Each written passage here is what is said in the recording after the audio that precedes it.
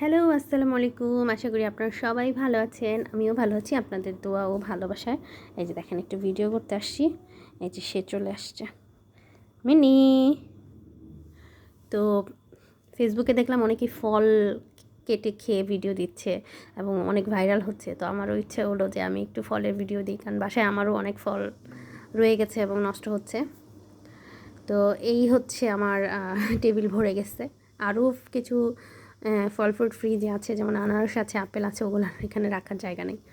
তো এখানে আমি আমার কিছু পছন্দের ফল নিয়ে আসছি, যেটা আমি খুব পছন্দ করি এবং আপনাদের সাথে একটু শেয়ার করছি, দুষ্টুমি করছি আর কি, ফান ভিডিও। এই যে দেখেন, এটা আমার সবচেয়ে পছন্দের ফল।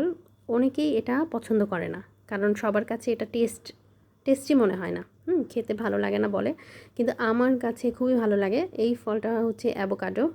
এটা হচ্ছে খুব সম্ভবত স্পেনের বা অস্ট্রেলিয়ার এরকম কোনো একটা জায়গার। তো এটা আমার কাছে খুব ভালো লাগে।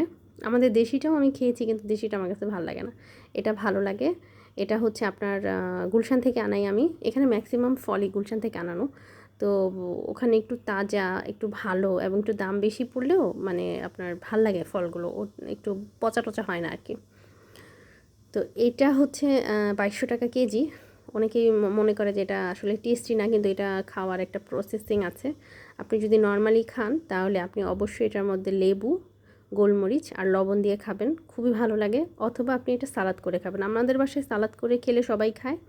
আর নর্মালি আমি এটা যেভাবে বললাম, লেবু আর গোলমরিচের গুঁড়া লবণ দিয়ে খাই, ওইটা আমার বেশি ভালো লাগে। খুবই পছন্দের একটা ফল, খুবই পছন্দের একটা ফল। আর এই যে এটা হচ্ছে দেশি পেঁপে।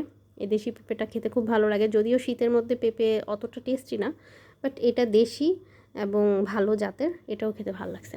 আর সব কমলা আমি আসলে খাই না, এই টাইপের কমলাটা আমি খাই। এটা একটু বড় হয়, একটু ফাফা, ভিতরে রোয়াগুলো একটু বড়, মিষ্টি এবং খুব রসালো। এই কমলাটা আমার কাছে খুব ভালো লাগে। তো এটাও গুলশান থেকে আনানো হয়েছে। ডাক্তার বলছে আমার শরীরে নাকি রক্ত নেই, এই জন্য আনার খেতে হয়, কিন্তু আনার আমার পছন্দ না, তবুও খেতে হচ্ছে। আর এই যে পেয়ারা, এটা হচ্ছে আপনার থাই পেয়ারা। বিদেশি যত রকমের ফলই খান না কেন, এটা একটা সুপার ফুড। এটা অবশ্যই খাওয়ার চেষ্টা করবেন। দেশি মানে খাবারের মধ্যে, দেশি ফলের মধ্যে পেয়ারা, আমলকি, আমড়া, এগুলো হচ্ছে সুপার ফুড। এগুলো বেশি খাওয়া উচিত। এবং আমাদের বাসায় আর কিছু থাক আর না থাক, কলা আর পেয়ারা অবশ্যই থাকবে, অবশ্যই থাকবে। এই দুটো আমরা প্রচুর পরিমাণে খাই। এখনও কলা আছে ডাইনিং টেবিলে। তো এটা হচ্ছে মালটা, কারণ কমলাটা আজকে আনা হয়েছে। কমলা যখন ছিল না তখন মালটা দিয়ে কাজ চালিয়ে নিতাম। এটা হচ্ছে দেশি বড়ই। দেশি বড়ই বলতে এটাকে মনে হয় কুল বড়ই বলে না কি বড়ই যেন বলে। যাই হোক, এটা ফয়সাল পছন্দ করে, ফয়সাল এটা খায়। আর আমার পছন্দের কালো আঙুর, এটা আমার কাছে ভালো লাগে। অন্য আঙুরের চাইতে এই কালো আঙুরটা আমার কাছে খুব ভালো লাগে।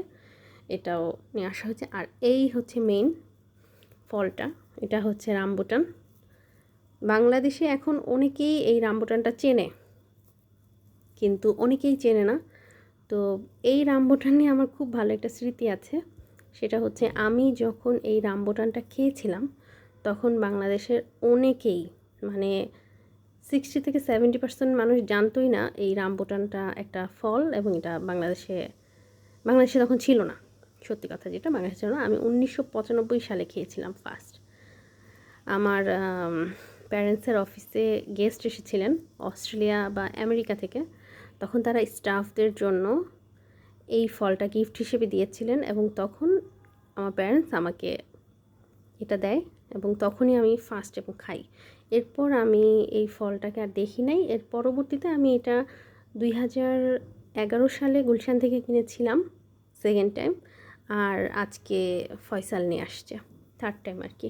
তো আমি গত সপ্তাহে ফয়সালকে বলতেছি যে আমার রামবুটানটা অনেক দিন হয়ে গেছে, রামবুটান খাই না, অনেক বছর হয়ে গেছে, তো রামবুটান দেখলে নিয়ে এসো।